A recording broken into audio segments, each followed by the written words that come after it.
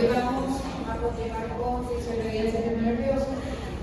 Hoy vamos a iniciar una parte muy importante que es la fisiología sensorial, porque nos va a permitir relacionar al ser humano con el medio externo, estar siempre en contacto con todas las señales y estímulos que vienen tanto del medio externo como del medio interno. Por supuesto, para ello necesita estructuras especializadas que están ubicadas en partes estratégicas de nuestro cuerpo, en la superficie corporal, en la piel, por ejemplo, en nuestra retina, a nivel del órgano de Corti, es decir, una serie de receptores que incluso a nivel de vasos sanguíneos tenemos para detectar los cambios o las señales que vienen del medio externo o del medio interno. A esas señales nosotros le vamos a llamar estímulos y a esas células especializadas receptores sensoriales. ¿Okay? Entonces, lo que nosotros vamos a ver en estas, entre hoy y el jueves, va a ser relacionado a las fisiologías aferentes, en la parte del sistema nervioso periférico sensorial o sensitivo. ¿Okay? Ahora, esa fisiología sensorial o el sistema nervioso sensorial deriva de dos grandes estructuras, o de tejidos somáticos que corresponden a la parte del músculo, tendones, articulaciones, y luego también de órganos viscerales, incluyendo en ese rubro a incluso los vasos sanguíneos. ¿Okay? Ya después de esta semana comenzaremos la semana siguiente con la fisiología del sistema nervioso eferente o motor en su división voluntaria o somática, porque ya el autónomo ya nosotros lo vimos. ¿Okay? Esta es la manera como eso ya lo vimos incluso en las clases de generalidades, cómo se da la relación y la comunicación desde el estímulo, que viene, como ya les he mencionado varias veces, del medio externo o del medio interno, hasta que se emite una respuesta. Entonces, tenemos acá, en la parte esta de arriba, todos estos estímulos son captados por receptores internos o externos.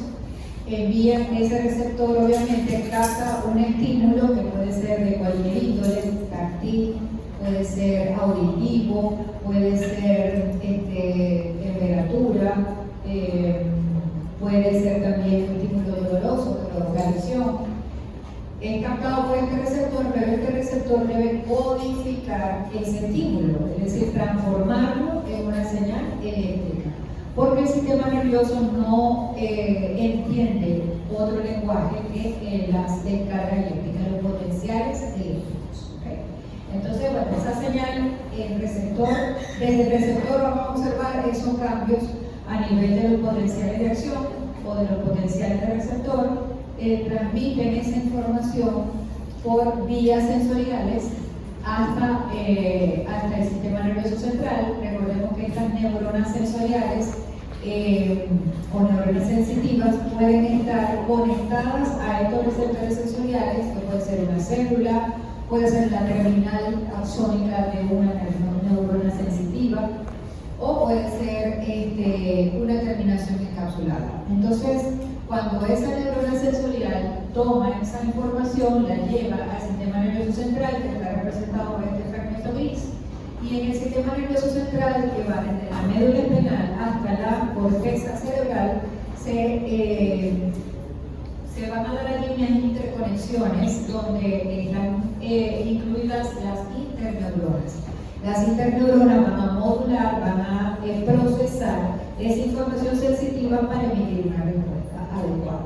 Y la respuesta puede ser, obviamente motora, eferente, puede ser somática, que donde está involucrada entonces el músculo esquelético, o puede ser autonómica, que ya nosotros sabemos cómo se da esa respuesta autonómica por el músculo cardíaco, la musculatura lisa de vasos sanguíneos y de órganos y glándulas en general. ¿Okay? Entonces, eso es lo que nosotros vamos a estudiar en todo el sistema nervioso. En las neuronas sensoriales vamos a repasar en la anatomía todas las vías ascendentes, cómo llega esta información sensitiva a la corteza somatosensorial, y a otros niveles del sistema nervioso central, y luego cómo se emite la respuesta con las vías descendentes. ¿Okay? Comencemos entonces con el concepto de esta fisiología sensorial y las funciones que tiene el sistema nervioso central.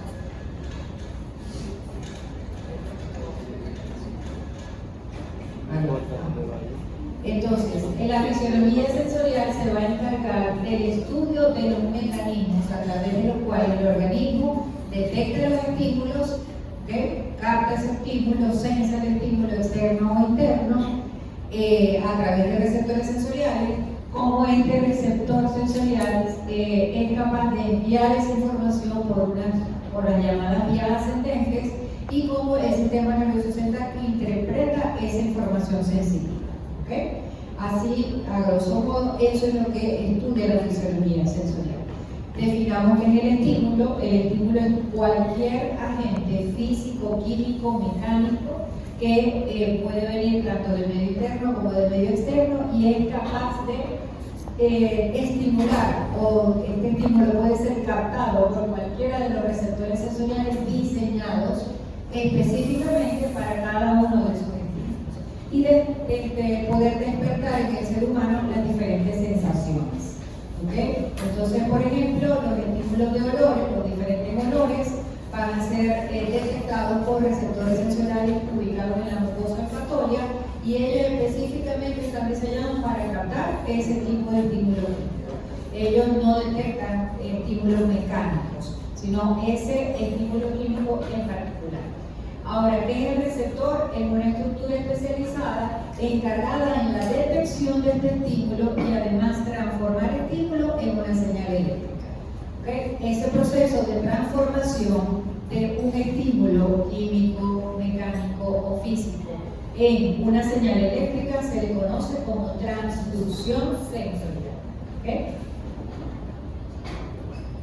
Ahora, el receptor sensorial específicamente, se repite el mismo concepto de receptor, célula o el elemento especializado en la detección de un estímulo, ya sea interno o externo, pero que tiene una parte especial en su membrana capaz de, o que se encarga del proceso de transducción sensorial, es decir, de interpretar esa señal, de interpretar el estímulo y transformarlo en una señal eléctrica. ¿Okay? Y el sensor es esa partecita del receptor, esa parte de la membrana capaz de iniciar ese proceso de transducción. ¿Y cómo se da ese proceso de transducción? Principalmente modificando la permeabilidad iónica de ese sensor, de esa porción de la membrana celular del receptor, y allí comienzan entonces los procesos de despolarización o de hiperpolarización, dependiendo del tipo de célula, para así iniciar desencadenar todo lo que es el viaje de la señal por la vía sensitiva. Entonces, aquí tenemos un receptor muy esquemático, y el sensor sería entonces esta parte, por ejemplo, de la membrana, que comienza a detectar el estímulo y es capaz de transformar el estímulo en una señal eléctrica. ¿Okay? Aquí está el concepto de transducción.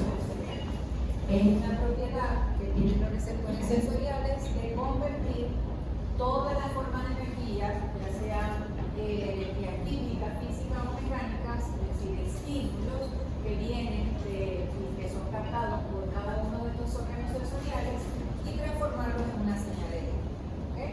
¿Para qué es importante que un receptor sensorial transforme esta señal o este estímulo en una señal eléctrica? Para que el sistema nervioso central pueda interpretarlo. Como ya les dije, que es el lenguaje que tiene el sistema nervioso central, y es un proceso de codificación de ese mensaje. Aquí tenemos entonces diferentes tipos de receptores sensoriales, que hay una variedad bastante grande de ellos. Vemos que los receptores sensoriales están conectados con una neurona sensorial. Vean que las neuronas, según su morfología, son de qué tipo. Miren, aquí está el soma. Es que pseudo unipolar. Es pseudo unipolar. Las neuronas sensoriales, que son las que por donde viaja inicialmente la información hasta el sistema nervioso central, son pseudo unipolares o pueden también ser bipolares. ¿Okay? Entonces vemos aquí de 3 diferentes tipos de receptores sensoriales. Este es una neurona típica de estas pseudounipolares y como podemos ver, el axón termina aquí en una gran cantidad de ramificaciones, como una arborización.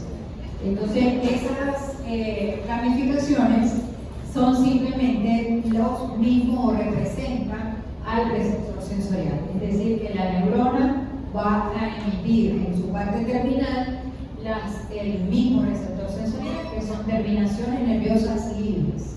Las terminaciones nerviosas libres se les llama libres porque no tienen ninguna cápsula que envuelva ese terminal axónico.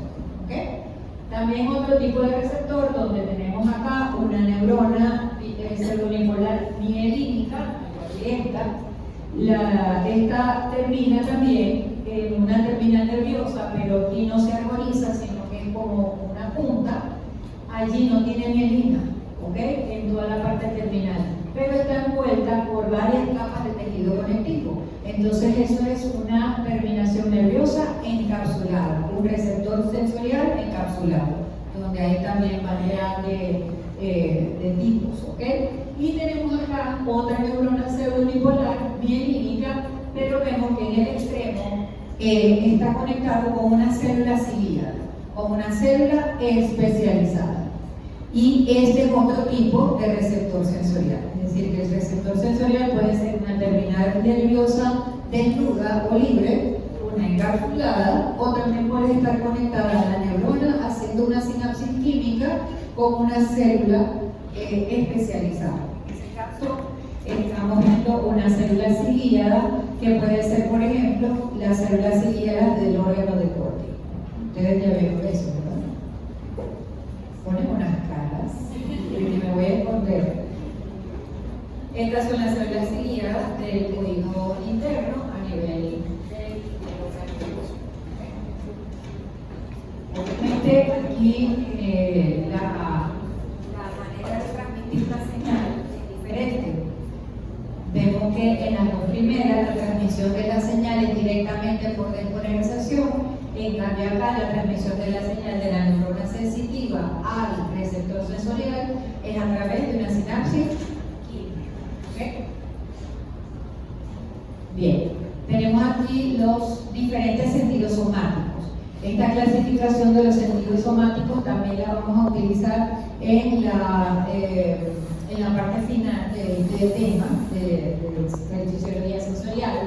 Y los sentidos somáticos se dividen en, dependiendo del estímulo que nos va a evocar, en mecanorreceptivos, cuando son despertados por estímulos mecánicos, como el tacto superficial o profundo, la presión superficial o profunda, vibración, cosquilleo, es decir, estímulos táctiles muy superficiales, la posición estática y la posición dinámica. Ustedes ahorita tienen una posición estática, porque están sentados, pero esa posición genera estímulos mecánicos de presión en diferentes partes de su cuerpo, a nivel de la columna, sobre todo a nivel del cuello, a nivel de los glúteos, a nivel de los isquios, producen presión, y esa presión le permite a ustedes cambiar de posición. Muchos a veces cruzan las piernas y ponen y se mueven y ponen la otra nalguita, ¿verdad?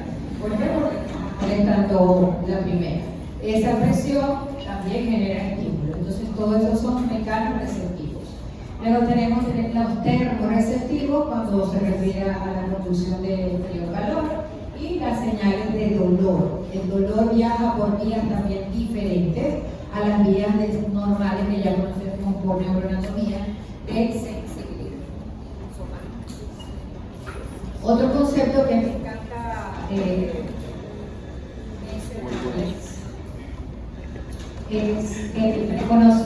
la diferencia entre sensación y percepción, porque muchas veces la confundimos, lo utilizamos como sinónimos y no lo son. Sensación es el reconocimiento de un estímulo, es decir, si yo pruebo algún alimento, me puede saber dulce, ácido, amargo, salado, etc.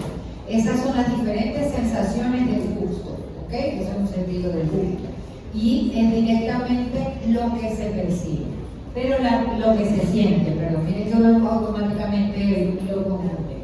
Y la percepción es como ese matiz subjetivo que uno le imprime a la sensación, ¿ok?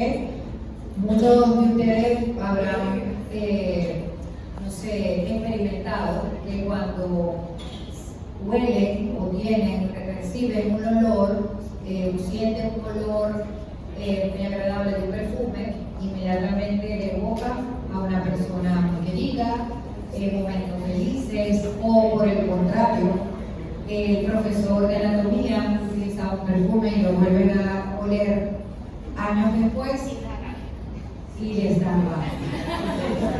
Eso es percepción, ¿ok? Es como el matiz lógico, el matiz subjetivo que uno le da a las diferentes sensaciones, ¿bien? Entonces, para que vean. Y por supuesto, todo va a depender de las experiencias previas. Eso queda ahí guardadito en nuestra memoria y nos permite entonces darle esa subjetividad a los diferentes olores. ¿Okay? Para unos vemos una cosa y otros vemos otra cosa. ¿Okay? Dependiendo de nuestra experiencia previa. ¿Qué ven ahí? Una calavera. Y otro ven otra cosa. Dos mujeres sentadas en una silla.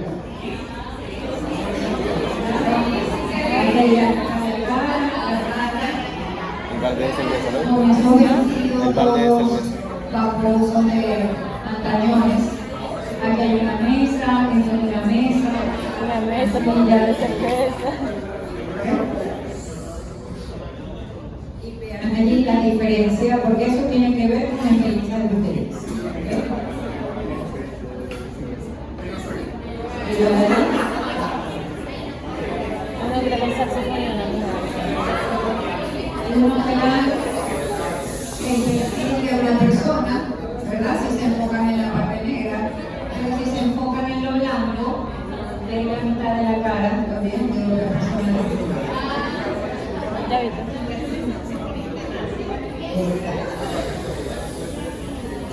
Pero ya saben, cuando vayan a preguntar, una cosa es qué sientes y otra cosa es qué percibes. ¿Bien? Ok, vamos a hablar entonces de aquí los protagonistas, si se quieren, porque ellos son los primeros que se ponen en contacto con ese estímulo. Tenemos entonces los receptores sensoriales, se han clasificado por años de diferentes formas.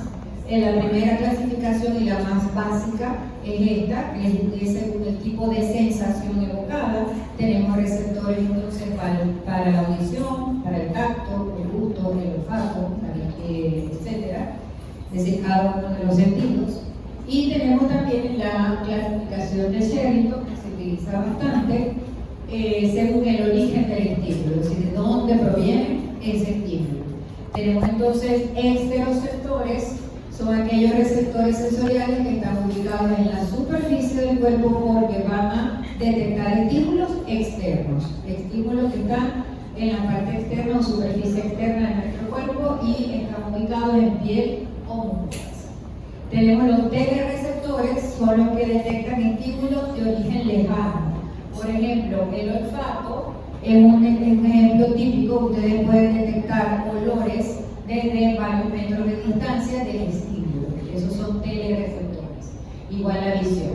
Los propioceptores son aquellos ubicados en articulaciones, en músculos, en tendones, porque van a detectar la posición de los diferentes miembros, de las diferentes partes del cuerpo. ¿Okay? Si está de pie, si está cruzada, etc. Y la presión que se genera con cada movimiento. Y los visceroceptores están a nivel visceral y ellos van a detectar cualquier estímulo que distienda, por ejemplo.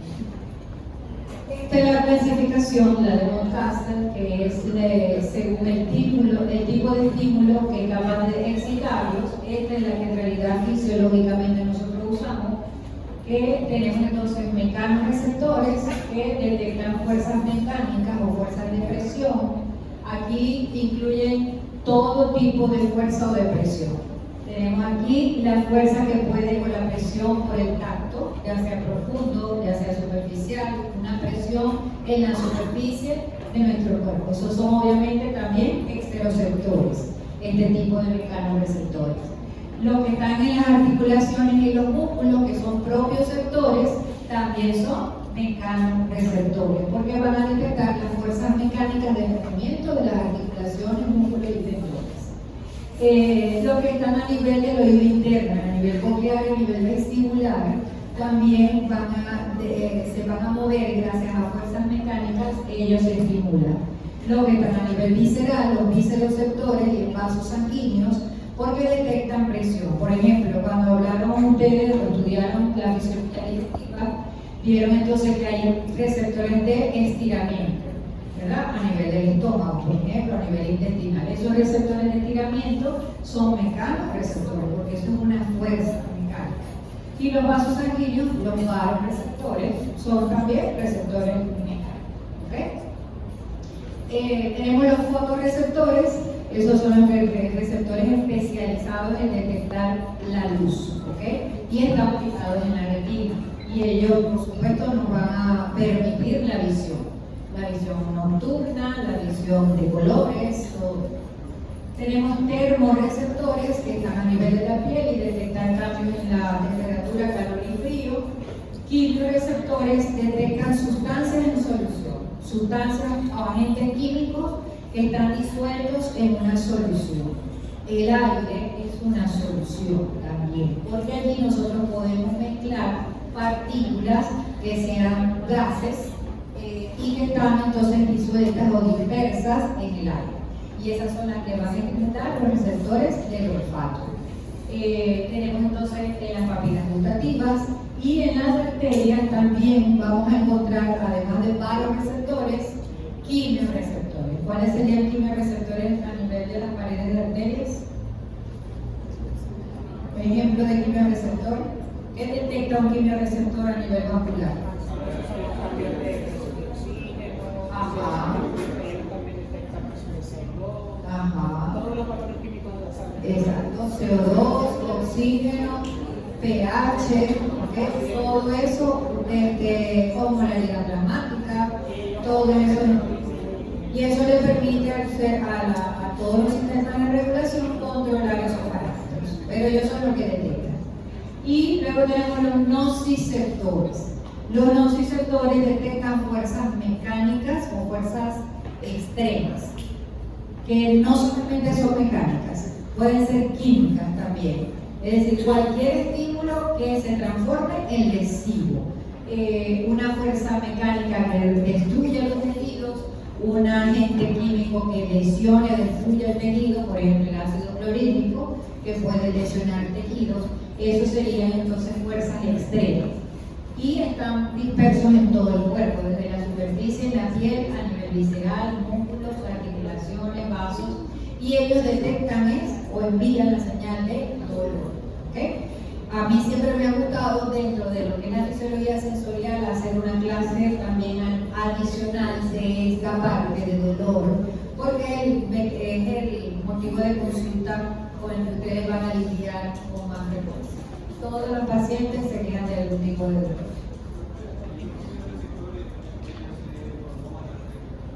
Sí, también. Ok. Entonces, bueno, aquí tenemos, para conocerlo un poquito más por nombre propio, a los receptores sensoriales. Estos también ya ustedes los han visto, esos no son nombres nuevos para ustedes. Dijimos que los receptores sensoriales podrían ser una terminal axónica desnuda, que son las terminaciones nerviosas libres.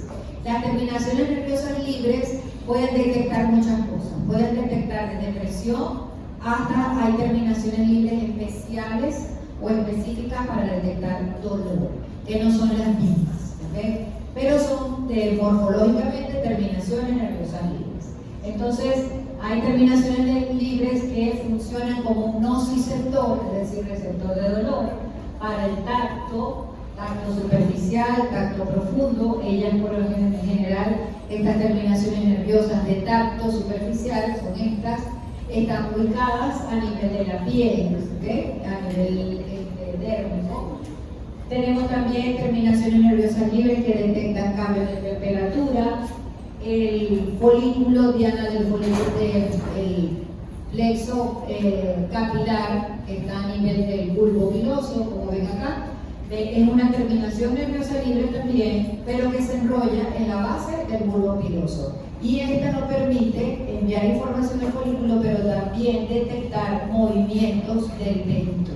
Cuando, por ejemplo, ustedes están y se le camina un animalito por encima, bien chiquito, una hormiguita, esa la sienten ¿por qué? Porque mueven los pequeños vellos que cubren nuestra superficie corporal, y esos vellos tienen ese receptor diana del folículo piloso, que es una terminación nerviosa libre. Tenemos también los discos de Merkel, que son estos que están aquí. Estos discos de Merkel también no es una terminación nerviosa armonizada, toda dividida, sino que es como un disquito, pero también está desnudo. Está también a nivel de la superficie corporal y se encarga del tacto fino, del tacto discriminativo, del detallado. ¿Okay? Luego tenemos terminaciones encapsuladas. Aquí tenemos varias, como ven aquí, hay varias encapsuladas. Tenemos los corpúsculos de Meissner, el corpúsculo de Ruffini, los corpúsculos de Pacini, los bulbos terminales de Krauss. Tenemos el corpúsculo de Meissner. Generalmente estos corpúsculos son típicos de la piel glabra, que es la piel la que no tiene pelo, y se encarga principalmente de lo que es el tacto fino. De Meissner, que está aquí arriba. ¿Okay? Vean cómo es una terminación nerviosa envuelta en varias capas de tejido conectivo y está en la superficie. Los de Ruffini son un poquito más profundos a nivel de la piel, son estos que están acá, y detectan tacto más grueso, más grosero, sin detalle. No es un tacto, ¿cómo se le llama ese tacto? Sin detalle. Protopático. Y al fino discriminativo, epicrítico. Vean que me pasa neuro, total. Esa que no puede ver. Luego tenemos también detectar calor. Las terminaciones o los bulbos terminales de Krauss son estos segundos que están acá, son más chiquiticos, y estos de Krauss están sobre todo a nivel de las mucosas. ¿Okay? Y es encargado también del tacto más discriminativo y detecta frío. Y estos grandotes que ustedes ven aquí, que por su tamaño son los que se ha utilizado más para estudiar el comportamiento del proceso de transducción sensorial que se lleva a cabo en los receptores sensoriales del corpúsculo de Pacini. ¿Okay? Que es una terminal nerviosa que no se arboriza ni nada, es filiforme y luego se envuelve en varias capas de tejido conectivo. Eso está a nivel de la dermis profunda, también está en músculos, articulaciones y detecta presión profunda. ¿Okay? Otro tipo de receptores, vean las células ciliadas que yo les estaba mencionando, de Corti. Ellas están conectadas con la sensorial.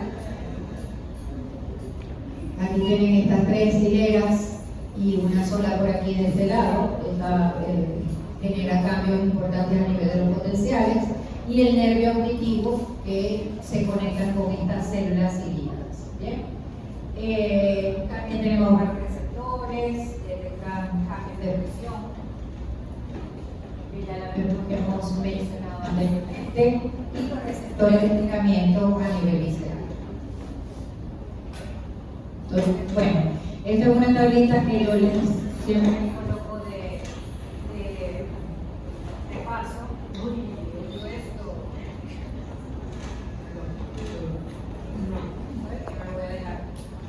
pero voy a tirar contra el piso.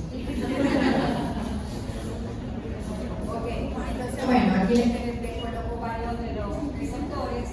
Lo que sí le agrego acá es la última columna.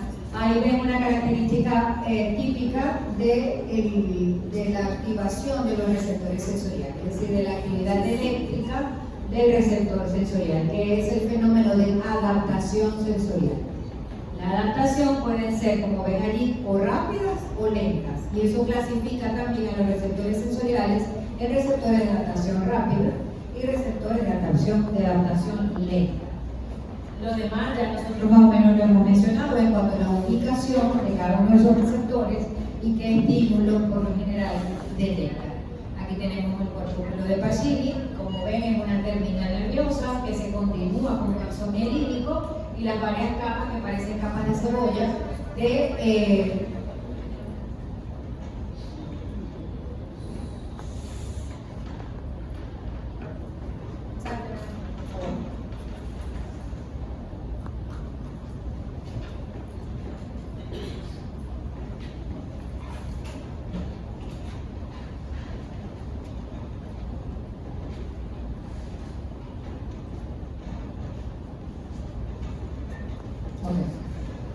Entonces vemos aquí cómo el corpúsculo de Pacini tiene la cantidad de capas concéntricas de tejido conectivo y eso es lo que permite a ese receptor sensorial adaptarse tan rápidamente. Miren que es el primero y tiene adaptación muy rápida.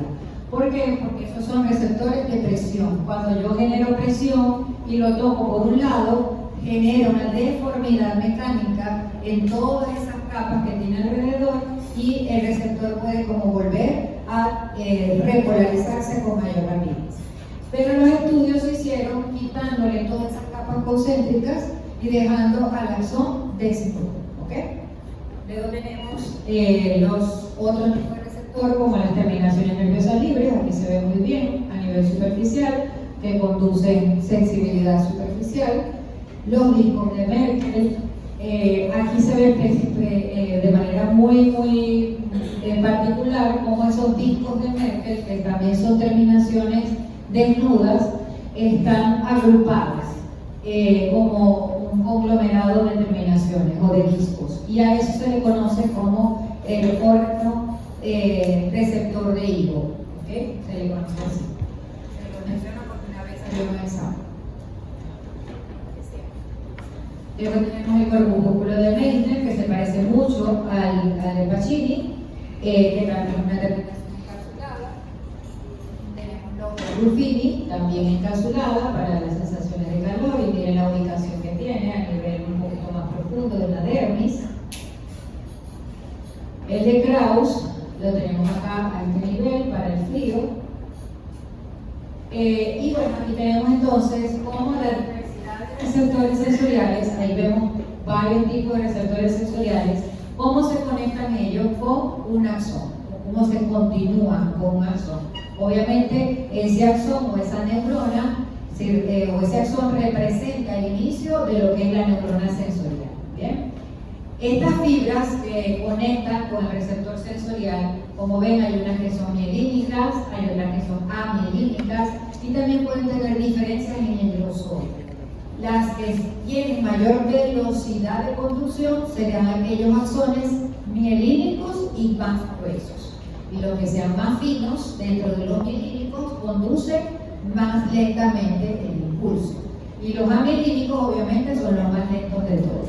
Tenemos entonces que las fibras de conducción, esas fibras aferentes, se dividen en una clasificación que vamos a ver ahora más adelante, pero la mayoría de estos receptores de tacto, que es lo que aquí les represento, envían información por fibras de conducción rápida o por fibras de conducción lenta. Las fibras de mayor velocidad de conducción se le llama fibras tipo A. Todas las tipo A son mielínicas. Lo que las va a diferenciar en alfa, beta y delta es el grosor. La más gruesa es la alfa, la beta es una intermedia y la delta es la de menor grosor. Pero todas tienen mielina. Entonces, entre más grueso y la presencia o no de mielina es lo que le va a dar mayor velocidad a esa conducción. Y esto es un fluograma que nos permite más o menos entender qué sucede a nivel iónico, a nivel eléctrico, en ese receptor inmediatamente después que detecta el estímulo. Y simplemente representa lo que sucede en el proceso de transducción sensorial. Vemos aquí primero un estímulo, en este caso temperatura o calor. En cualquiera de los estímulos, principalmente lo que se genera es un cambio a nivel de la membrana del receptor, un cambio físico-químico, y este cambio está dado principalmente por cambios en la permeabilidad a los diferentes iones, principalmente para el sodio y para el potasio. Estos iones pueden difundir a través de esa membrana y despolarizar o provocar cambios en la polaridad. La mayoría de los receptores lo que hacen es despolarizarse, pero hay un grupo importante o un grupo especial de receptores sensoriales que no se activan despolarizándose, se activan hiperpolarizándose, que es a nivel de la parte de la visión.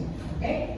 Entonces, al generar esos cambios en los potenciales de membrana, se genera aquí un cambio, lo voy a colocar despolarizante, pero específicamente en esta zona de la membrana, se genera lo que se conoce como potencial de receptor o potencial generador. Esto no es un potencial de acción, es simplemente la despolarización de ese segmento de la membrana del receptor. ¿Bien? Es lo que nosotros estábamos hablando en la última clase de los potenciales electrotónicos y potenciales de acción. Esto es un potencial electrotónico, un potencial de receptor o potencial generador. ¿Okay? Eso es un potencial electrotónico, que es un potencial graduado porque va a depender del estímulo, va a estar localizado, no se propaga, no tiene una forma estereotípica. ¿Okay? Esas son características de este tipo de potencial. Bien, y luego entonces, si ese potencial de receptor o generador sigue recibiendo señales de estímulo, va a terminar por despolarizar toda la membrana y allí, o alcanza por lo menos el nivel umbral, y al sobrepasarlo se descarga un potencial de acción. Y ese potencial de acción que va a suceder con él se va a transmitir por toda esa vía aferente hasta que llegue a la corteza somatosensorial que interpreta la información. Y ahí es donde está entonces neuroanatomía con las vías ascendentes de las vías sensoriales, del sistema nervioso. Bien. Esto es como sucede, que como ven aquí en esta imagen, esto es un corpúsculo de Pacini y como ven tiene como punteado por fuera donde estaban las capas de tejido conectivo que fueron intencionalmente eliminadas y poder estudiar ese potencial en esa partecita interna del axón que no tiene mielina y que es donde en realidad se dan estos fenómenos de cambios en su potencial. ¿Okay? Entonces vemos acá cómo esta zona se ha deformado. Ese es un estímulo mecánico que deforma la membrana y por supuesto permite la entrada de cargas positivas. Se da un potencial de receptor, si entra suficiente sodio, se llega al umbral y comienza entonces a transmitirse para generar ese potencial de acción que sí es capaz de propagarse desde un nodo al siguiente nodo de radio. ¿Bien? ¿Qué sucede cuando hay un corte en ese tipo de nervios? Se da la denervación, se anula totalmente el envío de esa señal por esa vía ascendente. Se corta la respuesta eléctrica. Ok. Bien, aquí hablamos entonces de la codificación sensorial, es decir, cómo hace el sistema nervioso sensitivo para interpretar la diversidad de estímulos que puede captar tanto del medio externo como del medio interno. Primero tenemos lo que se conoce como modalidad sensorial. La modalidad sensorial se refiere principalmente a la energía específica que estimula a un tipo de receptor.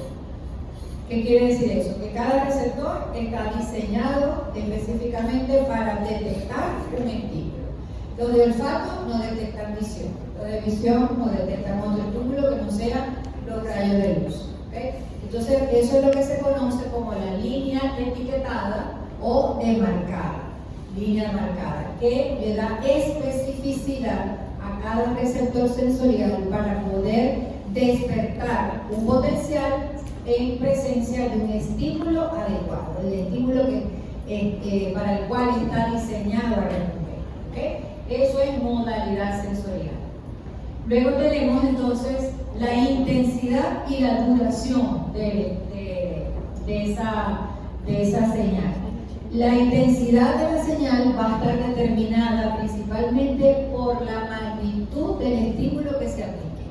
Estímulos intensos o supraumbrales van a generar una señal, por supuesto, muchísimo más grande y despolarizante, mucho más rápido que un estímulo subumbral.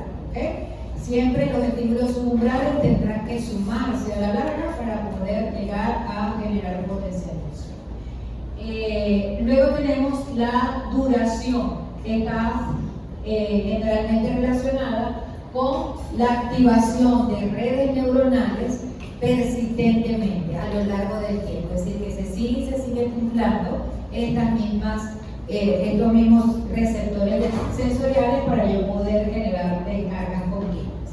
Y la localización, ¿cómo hacemos para localizar específicamente un estímulo? Saber, por ejemplo, una hormiguita está caminando por el hombro derecho, específicamente nosotros lo podemos determinar, o que me está apoyando con algún objeto, o que yo puedo tocar un objeto sin mirarlo y puedo saber qué es, simplemente por tacto. Esto nos está relacionado con los llamados campos de receptor y la inhibición lateral. ¿Qué son los campos de receptor? Los campos de receptor son zonas que tienen como que están inervados o tienen una cantidad de receptores sensoriales adecuada para ser activados. Mientras nuestra zona corporal sea más detallado la capacidad de detectar unos estímulos, por ejemplo, la yema de los dedos, son zonas de nuestro cuerpo que son muy sensibles al tacto, ¿okay? Y podemos detectar, por eso que nosotros podemos, sin saber y sin mirar el objeto, determinar qué objeto tenemos en la mano. O que nos pullan con dos objetos pulsantes en una zona de la piel por separado, aunque estén separados muy poca distancia, los podemos detectar como estímulos distintos. Eso es discriminar con puntos separados. Esa discriminación se da en algunas zonas corporales y en cambio en otras zonas no. La espalda, por ejemplo, tiene campos de receptor demasiado grandes y no permite esta discriminación de dos puntos. Vamos a ver eso más gráficamente. Aquí tenemos entonces cómo nosotros podemos graduar la intensidad del estímulo con el mismo fenómeno de sumación, como ya nosotros mencionamos, la espacial y la temporal. Aquí tenemos entonces la sumación espacial graficada, cuando nosotros estimulamos en esa zona de la piel con un pinchazo, mientras más receptores sensoriales vamos a estimular, mayor número de fibras aferentes vamos entonces a estimular o enviar el estímulo, y así se puede detectar en diferentes grados. Un estímulo se detecta de manera débil si se estimulan pocas fibras nerviosas aferentes, moderado, y así un estímulo muy fuerte. Mientras mayor sean los receptores sensoriales estimulados, mayor entonces será la detección del estímulo. Y temporal se refiere a una sola fibra, pero estimulada de manera repetitiva. En este proceso, en cuanto a los receptores sensoriales, de los dos procesos de sumación, el que más se utiliza o es utilizado fisiológicamente es la sumación espacial, para poder graduar la intensidad del estímulo. Bien, esto es lo que les hablaba de los campos de receptor. El campo de receptor es una zona de la piel que está cubierta por una cantidad X de terminaciones nerviosas libres, que son receptores sensoriales. Miren que aquí, por ejemplo, en este círculo, se ve la presencia de 3 campos de receptor, que están imbrincados unos con otros, es decir, como que montaditos de manera muy discreta, y cada campo de receptor está conectado con una fibra nerviosa sensorial que va hacia la médula espinal, ¿verdad? Entonces, cuanto menor es el campo receptivo, es el tamaño de ese campo receptivo, más detallado va a ser el estímulo. ¿Qué quiere decir eso? Que en las manos nosotros tenemos campos de receptores pequeñitos, muchos unos al lado de la otra, pero muy pequeñitos. Y al tener esa disposición de los campos de receptor, cada uno enviando señales por una fibra aferente, obviamente es capaz de percibir los estímulos con más detalle. ¿Okay? Por eso es que las manos son tan discriminativas. Aquí entonces se ve cómo se da el fenómeno de convergencia para poder realizar que se aplica a este concepto del campo de receptor, y vemos entonces cómo la convergencia se refiere a cómo las señales llegan a una sola neurona.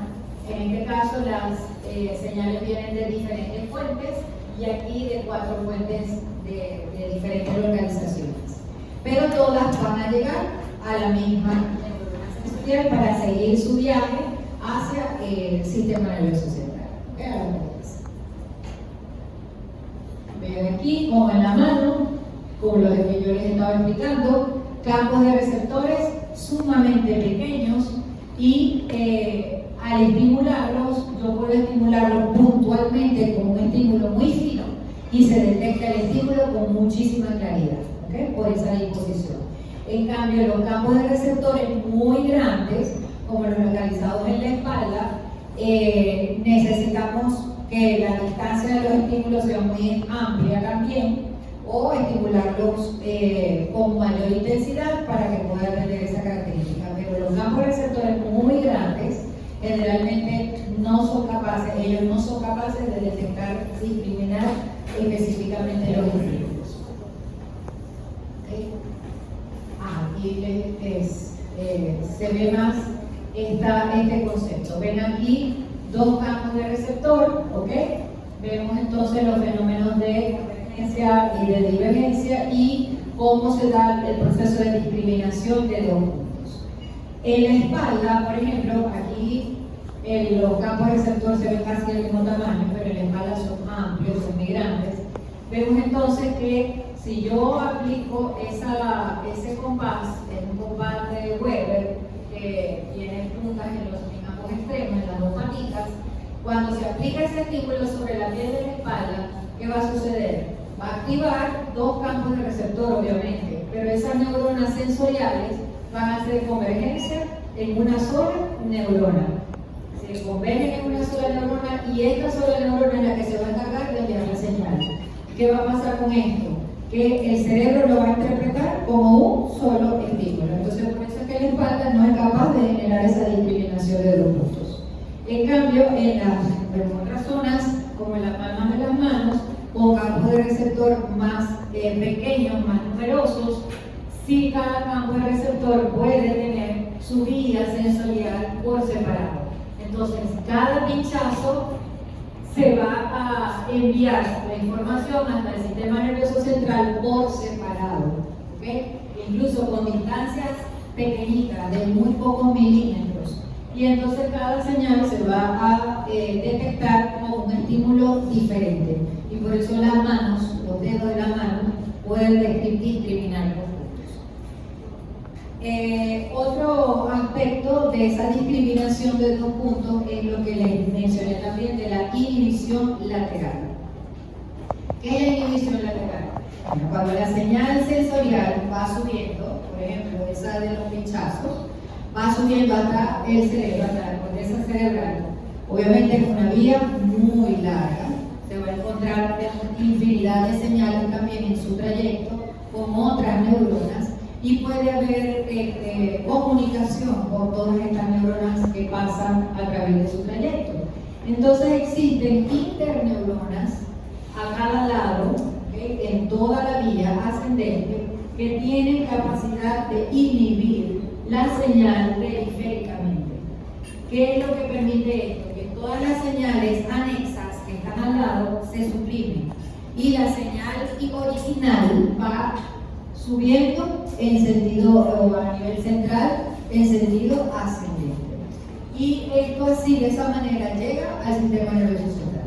¿Y qué sucede a nivel central? Que simplemente el cerebro lo va a detectar con mayor precisión, con mayor detalle. ¿Ah? Sí, es así. Es como un semáforo. Porque así le da más detalle a la información del sistema nervioso y no se confunde con tanta información. ¿Okay? Luego tenemos la adaptación sensorial. La adaptación también es una característica de los receptores sensoriales. Ustedes no se han preguntado por qué de repente se aplica perfume y ustedes no han salido de su casa cuando ya siente que no tienen nada. ¿Verdad? Eso es por adaptación sensorial. Pero de repente le llega a la mamá o al papá y dice, pero huele bastante. ¿Okay? No, porque a mí no huele nada. Porque el olfato de la persona que acaba de llegar todavía no ha experimentado la adaptación, pero ustedes sí. Y eso puede ocurrir en pocos minutos. ¿Okay?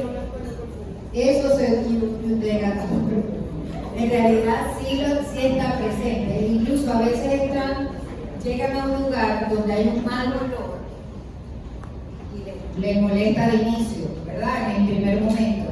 Pero después a los pocos minutos ya no el olor sigue ahí. Lo que pasa es que ya se adaptaron. ¿Okay? Entonces,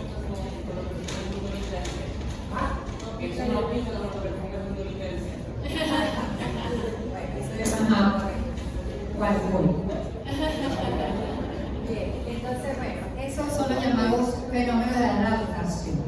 Y la adaptación ocurre en varios receptores, pero no es la misma para todos los receptores. Hay adaptación lenta y adaptación rápida. La adaptación lenta son llamados, los receptores que tienen adaptación lenta se llaman tónicos. Se llaman tónicos porque siempre están recibiendo el estímulo y respondiendo al estímulo. Se llama lenta porque nunca llegan a adaptarse. ¿Okay? Es un proceso muy lento y ellos siempre están estimulados y enviando información. Mientras que los receptores de adaptación rápida son como por ejemplo los del olfato, que inmediatamente, muy rápido, en pocos minutos, ante una presencia de un estímulo constante en el tiempo, sin variaciones de intensidad ni de nada, el mismo estímulo a lo largo del tiempo, hacen entonces que se adapten y se silencien. ¿Okay? Y cuando están silenciados, ellos no envían información al sistema nervioso. Ellos no siguen con los procesos de depolarización. A eso se les llama receptores fásicos. ¿Por qué se les llaman fásicos? Porque ellos se despiertan o se activan cuando comienza el estímulo. El estímulo permanece, se silencia. Y vuelven a despertarse cuando el estímulo cae. ¿Okay? Cuando el estímulo se levanta o cuando el estímulo cae o cesa. Eso son las variaciones de intensidad del estímulo en lo que esos receptores de adaptación lenta pueden captar. Tenemos entonces la adaptación lenta, los usos musculares. Obviamente los usos musculares nos van a informar siempre de manera inconsciente, porque ustedes no están conscientes que el uso muscular está detectando algo. Ellos siempre están recibiendo información del grado de tensión muscular y eso lo envía inmediatamente de manera continua al sistema nervioso. Y es lo que nos permite caminar, sentarnos, levantarnos. ¿Okay? Esos usos musculares. Obviamente ellos no pueden adaptarse, porque si se adaptan, imagínense ustedes, dejan de enviar esa información. Los quimioreceptores centrales, los receptores de Merkel, los que se adaptan rápido, los corpúsculos de Pacini, los de Meissner, los de los folículos pilosos, también como ejemplos. Aquí les di varios ejemplos. Miren que estos son receptores también de tacto, pero llega un momento cuando ya se pone rojo es porque ya ha comenzado un proceso inflamatorio lesivo en los tejidos, pero no es hasta que se quita el estímulo, se desabrocha el brasier, es cuando siente el dolor. ¿Okay? Porque en ese momento es que cambió la intensidad del dolor. ¿Okay? Los receptores de dolor tampoco deben adaptarse. Imagínense que ustedes se adapten a un estímulo que esté lesionante, a más por el momento. Y otro, tanto dolores desagradables como agradables, obviamente, se puede adaptar. Ok, esto es una explicación de cómo funcionan los receptores tónicos de adaptación lenta. En la parte de arriba de la imagen se ve la presencia del estímulo, ¿ok? Un estímulo, perdón, aquí abajo, vemos entonces el estímulo que tiene un inicio, se mantiene constante en intensidad a lo largo del tiempo y tiene un fin, ¿ok? Siempre comienzo con el estímulo para que vean la diferencia. El estímulo está de esta manera. Al tener un estímulo constante con duración e intensidad, tenemos entonces la generación primero de un potencial del receptor que se sobrepasa el umbral y luego vemos cómo se generan potenciales de acción. Al principio los potenciales de acción son más fuertes, más frecuentes, ¿ok? Y luego, a medida que va pasando el tiempo, el potencial del receptor también va bajando, el voltaje, y los potenciales de acción también disminuyen en cuanto al número de potenciales de acción. Esos son los típicos receptores de adaptación lenta. Descargan de manera muy fuerte y máxima al comienzo y comienzan a disminuir a lo largo del tiempo, pero nunca dejan de generar potenciales de acción. ¿Qué importancia tienen los receptores de adaptación lenta? Que siempre envían información al sistema nervioso central, siempre están en constante comunicación con el sistema nervioso central.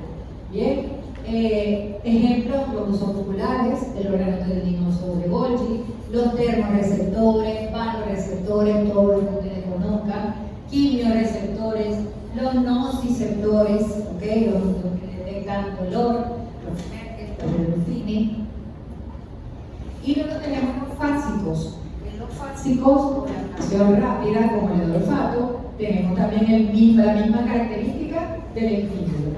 Ante un estímulo constante en su duración a lo largo del tiempo, vemos el inicio, vemos el final.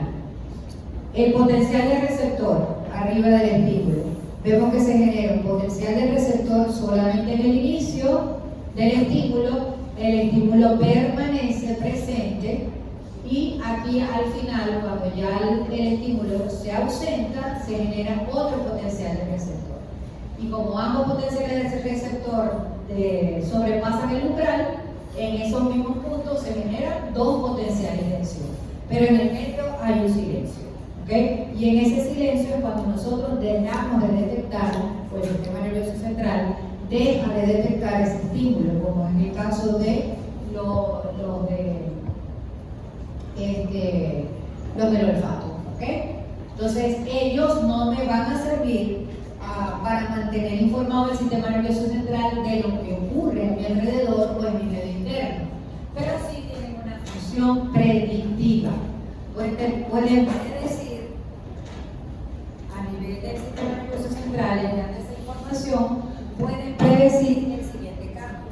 ¿Okay? Esto sobre todo se observa a nivel de los conductos semicirculares, un ejemplo que siempre se da para que entiendan esa función predictiva. En los conductos semicirculares, recuerden que ahí hay células receptoras que detectan el movimiento de la cabeza y la aceleración lineal y la aceleración angular, porque los conductos están dispuestos en varias posiciones del espacio. ¿Bien? Entonces, cuando nosotros estamos, imagínense que estamos corriendo en una dirección y de repente nos cruzamos hacia un lado, hacia la derecha, por ejemplo, y el movimiento de la cabeza también se va a mover primero que el cuerpo, incluso. Entonces, ese movimiento rotacional de la cabeza va a generar un estímulo que le va a enviar información al cuerpo de que yo me estoy moviendo hacia allá. En los siguientes segundos eso se silencia, pero ya el cerebro está informado y me va a predecir el siguiente movimiento, que es el movimiento de mis piernas para yo poder, y el cuerpo para poder generar el estímulo. Eso es lo que se llama función predictiva. ¿Okay? Y esa es la función de ese tipo de receptores fásicos.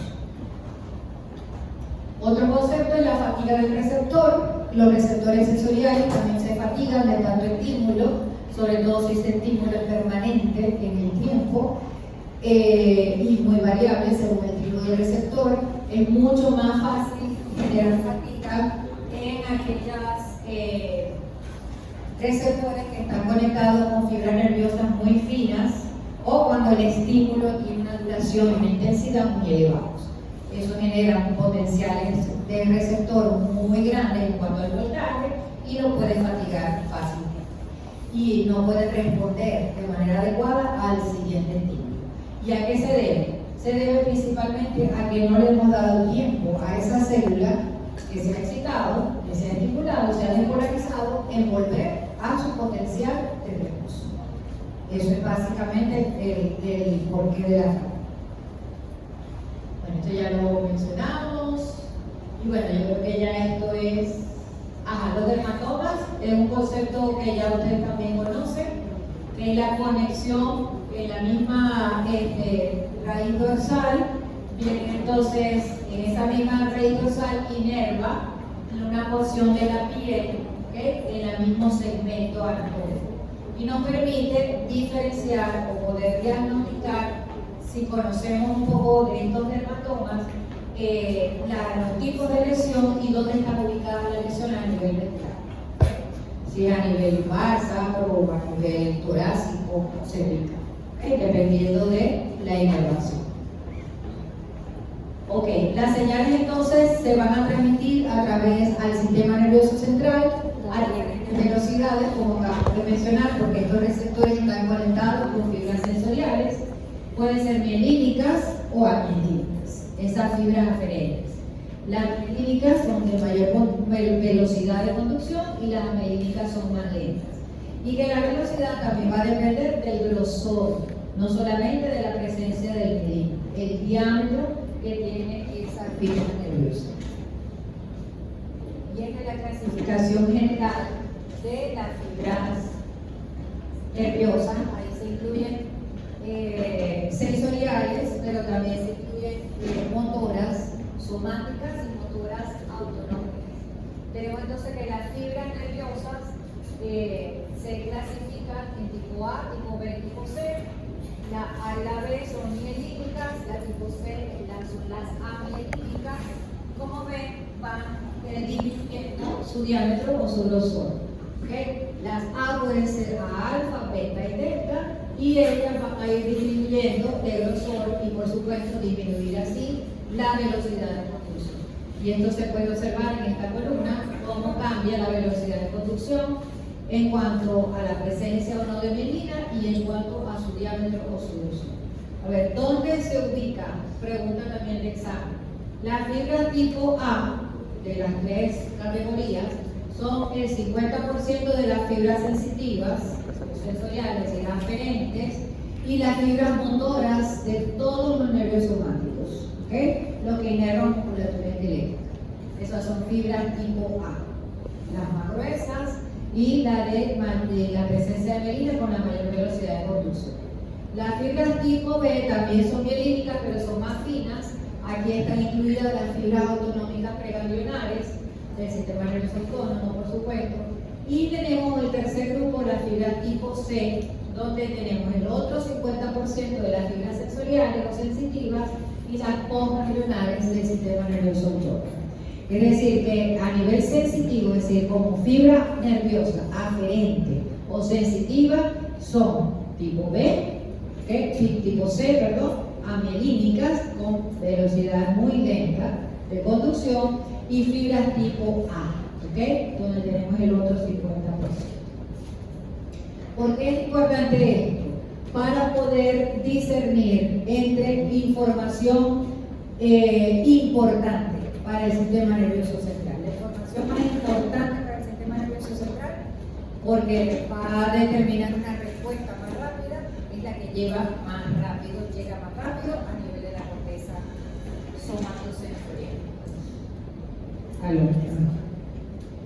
Esta es otra clasificación de puras fibras sensitivas. Las dividen en 1, 2, 3 y 4. Esas son puras sensoriales, ahí no hay nada de motor, ni somático ni autónomo. Pero les hice la equivalencia de la anterior. ¿Okay? Y la número 4, que es la última, son las mismas fibras tipo C. Y las otras son las alfa, beta o delta. ¿Okay? Yo creo que ya terminamos. Bien. Sí, terminamos con esto para que ya vea que ya el jueves vamos a comenzar a repasar cómo esa información, después que ya activé el receptor y lo conozco, sé cuáles son sus características, vamos a llevar esa información por varias neuronas sensoriales hasta el sistema nervioso central. Recuerden que tenemos primero una neurona de primer orden, en la médula se da ¿qué? ¿Eso qué? La vía se va para allá, para el otro lado. La nebulización sensitiva, la nebulización sensitiva se da a nivel medular, luego sube la información al tallo, tiene la neurona del tercer orden el tálamo, y luego el cuarto y último orden en la corteza somatosensorial. ¿Okay? Para interpretar toda información sensitiva, es decir, estímulo sensorial, interno o externo, que llega a la corteza somatosensorial, se hace consciente. ¿Okay? Todos ustedes saben lo que están percibiendo. Pero si no llega a corteza, sino que se queda en el cerebelo, o se queda en una parte del tallo, o se queda en el tálamo, y no llega a corteza, no es consciente, es sensación inconsciente. ¿Cuáles serían las sensaciones inconscientes? ¿Ah? No tengo. Sí.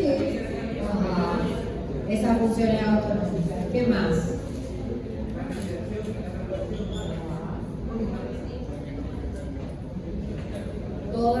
Todo lo que es sensibilidad visceral. Eso es sensibilidad visceral. Pero también tenemos sensibilidad profunda que viene de nuestros músculos, de nuestros tendones, articulaciones. Ustedes no saben eso, el tono muscular, la fuerza que está aplicando a una articulación en particular. Entonces, eso es sensibilidad profunda somática, ¿okay? Pero es inconsciente. ¿Okay? Bien, entonces bueno, ya nos veremos el jueves para terminar este tema.